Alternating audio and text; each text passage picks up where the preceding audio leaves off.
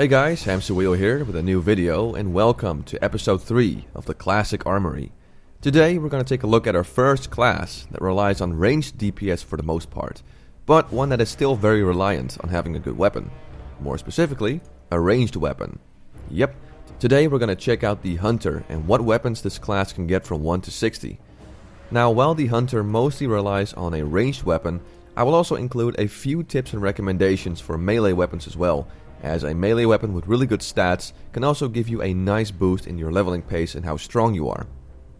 So, without further ado, let's get started with the ranged weapons first. So when you begin your journey as a hunter, you start out with a crappy white bow that admittedly doesn't do a whole lot of damage.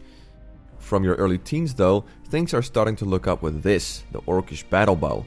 It has 5.53 DPS and 1.9 attack speed, so a good little beginner bow for any new hunter that's on his way to become a champion of their class. Next is a gun that you can get in your mid to late teens, which is the Privateer Musket. A gun that does 7.83 DPS, has a 2.3 attack speed and can be obtained by doing the quest The Guns of Northwatch. The quest itself though is pretty tough, so I advise you to team up with at least 1 or 2 other people. After that, you should make your way into Wailing Caverns with a party to try and get your hands on a very good low-level range weapon, the Venomstrike.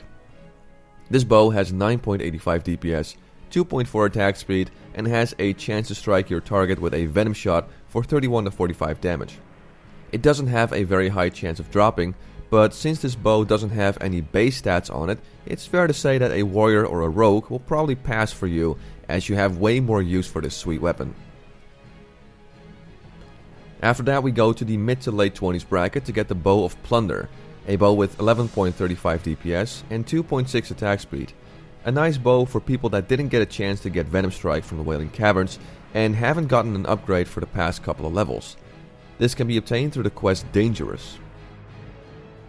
And while we're in the late 20s bracket, we have our first bow with some stats on it, the Nighstalker Bow, which drops in Razor and Crawl.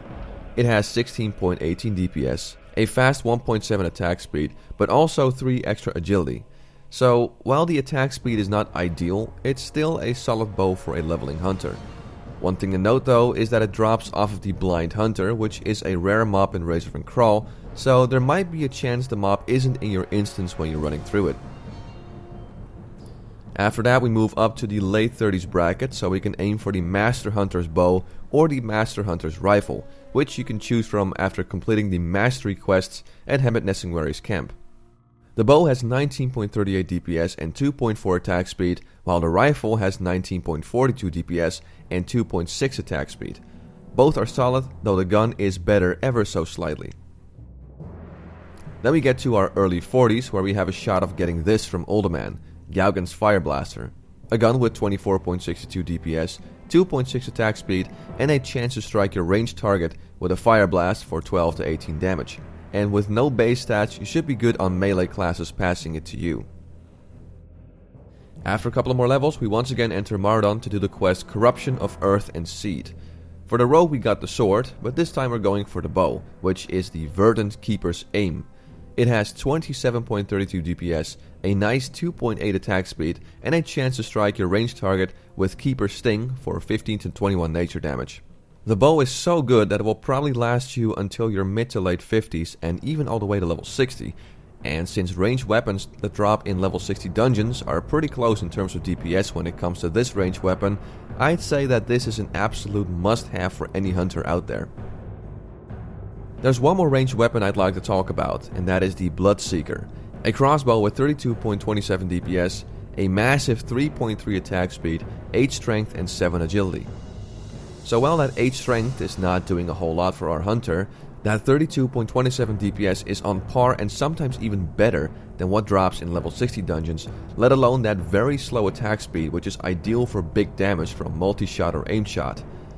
All in all, an amazing weapon, but keep in mind that this involves the quest Hero of the Frostwolf, which takes place in Alterac Valley, and that battleground won't be available at launch, but luckily the Verdant Keeper's Aim is still a pretty solid bow in your late 50s, so it's not like you will be gimping yourself by sticking with that when Alterac Valley isn't an option just yet. Alright, now it's time to talk about some melee weapons for your hunter to finish off the weapon combo. which means we have to go all the way back to around level 10 and work our way from there. First off, we're starting with the Steady Basterd Sword, a two-handed sword with 7.59 DPS, 2.7 attack speed, but more importantly, 2 extra agility. Now at such an early level, laying down 10 silver to get the weapon skill so you can wear this might be a little hefty, but this is one of the very few early greens that offer you any extra agility that you can get through questing, so it's definitely worth considering. It involves the quest Skull Rock. Then a few levels later, in your mid-teens, you can go for the Cauldron Stirrer, a staff with 10.16 DPS, 3.1 attack speed and 4 stamina. Not the greatest, as it offers no stats that boost your damage, but this is a very easy to obtain item, so if you're still rocking some random grey or white item, I'd say pick this up. The quest for this is called Apothecary Zemma. Then at the same level, you can also bag yourself this one-handed weapon as an extra, the Harpy Skinner. It's a dagger with 9.64 DPS, 1.4 attack speed and 3 agility.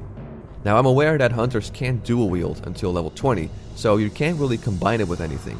But let's say you just want the pure agility and not the 4 stamina the staff gives you, this is a decent alternative, and it's a nice weapon to hold on to for when you get to level 20, get your blue sword from the Wailing Caverns and have no offhand yet, because this and the blue sword is a very nice combination for a level 20 hunter. And that blue sword is, of course, the Wingblade, a sword with 15.68 DPS, 2.2 attack speed, 5 agility and 2 stamina. Probably one of the best items you can get in your late teens and early 20s that offers you that much agility. And with that green dagger you will get a total of 8 agility and 2 stamina. Not too shabby for a low level hunter if you ask me. The quest for this sword is called Leaders of the Fang and requires you to run Wailing Caverns. Then in your mid-20s it's time to delve into the Black Fathom Deeps to get this item, the Outlaw Sabre. I've already recommended this for the Horde Rogue, and I'll recommend it for the Hunter as well, because it's just too damn good to skip. It has 18.89 DPS, 2.7 attack speed, and 15 attack power. This, combined with the Wingblade, not only looks very cool, but it offers some great stats that will no doubt make your Hunter a lot stronger. The quest for this one is called Baron Aquinas. Then a few levels later, in your late 20s, it's time to run Razor from Crawl. Now a few minutes ago I talked about the Nighstalker Bow and how it's pretty decent for hunters. But there's another item you probably want to try and get, which is this, the Armor Piercer. A polearm with 19.81 DPS, 2.6 attack speed, but more importantly, 11 agility. That is a lot for a green polearm, and since this is pretty easy to get because of the high drop chance and no other class really wanting this, I'd say it's definitely worth picking up. Moving on to the mid-30s bracket, and I have to stop there to recommend this, Loksey's Training Stick. A staff with 31.29 DPS, 3.1 attack speed, and it gives you 60 extra attack power when fighting beasts. I'm not sure if people are aware of just how insane this bonus is. Sure, it only works on beasts, but 60 attack power is a lot. It's on par with what some level 60 blue items will give you, so it'll give you a massive boost in your DPS when fighting beasts, making it ideal for, let's say, doing the Mastery quest in Stranglethorn Vale, which is right around this level bracket. It is a drop from Scarlet Monastery Armory though, so you have to be lucky on the rolls and hope it drops to begin with. Another combo I can't miss out on is the same combo I mentioned in my Rogue video, the Vanquisher Sword and Sword of Omen combo. The Vanquisher Sword has 30 DPS, 2.2 attack speed and 28 attack power, while the Sword of Omen has 29.74 DPS, 1.9 attack speed, 9 strength, 3 agility and 4 stamina. Now while this combo does have some strength from that Sword of Omen, it's still quite powerful for hunters as well, just because of that extra attack power the Vanquisher Sword gives and a little bit of agility and stamina off of that Sword of Omen. Or what you could also do is hold on to that Outlaw Sabre you get from Black Fathom Deeps and combine those to form 2 weapons with just pure attack power, giving you a total of 43 extra attack power from just those 2 weapons, which at your late 30s is pretty damn impressive. The quest for the Vanquisher Sword is called Bring the End, while the Sword of Omen's quest is called Into the Scarlet Monastery. Then we have a nice weapon that drops in Uldaman in your early to mid 40s, which is Grimlok's Charge, a polearm that has 40.93 DPS, 2.7 attack speed, 10 strength, 15 agility and 15 stamina. Now while this might not offer you as much attack power as the previous combo, it does offer you a lot more stamina. Still, it has to be said that it's not the greatest, also due to that 10 strength, that doesn't do you a whole lot as a hunter, But when you're running Ultimate to try and get that blue gun, you might as well be on the lookout for this weapon as well. Then we get to our early 50s, and I have to give the Ice Barbed Spear a mention. Now, I would only recommend this if 1, you already have something better than the crossbow, and 2, Alterac Valley is out on Classic WoW.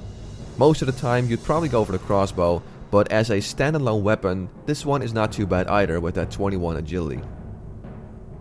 And at the mid-50s bracket, I'm bringing back an old friend of ours, the Dreadforge Retaliator. An axe with 50.54 DPS, 3.7 attack speed, 1 chance to parry, 1 chance to get a critical strike, and 30 attack power.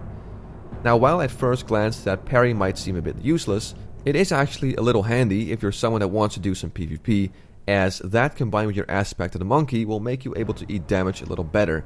And even without that parry chance, 1% crit and 30 attack power is still pretty solid for a 50s hunter. And last but not least, I would like to recommend the Beast Slayer, which you can get at around the same level. An axe with 42.58 DPS, 3.3 attack speed, and 72 attack power on fighting beasts. Call it a Loksey's training stick on steroids if you will, as this does the same thing but better with 72 attack power. So if you're a hunter in your 50s and you're off to grind those last few levels, or you want to farm at 60 and it involves you killing beasts, it's a wise decision to have this in your bag, as that 72 attack power is massive. And there you go folks, some ranged and melee weapon recommendations for your hunter. Now, while a hunter is one of the fastest levelers in Classic WoW and isn't as dependent as, let's say, a warrior on a good weapon, it's always nice to have something from only a few levels ago equipped, and it's nice to think about the next weapon you want to obtain in a few levels while leveling to level 60. As always, I want to thank you for watching this video. I'm Hamsterwheel and have a good one.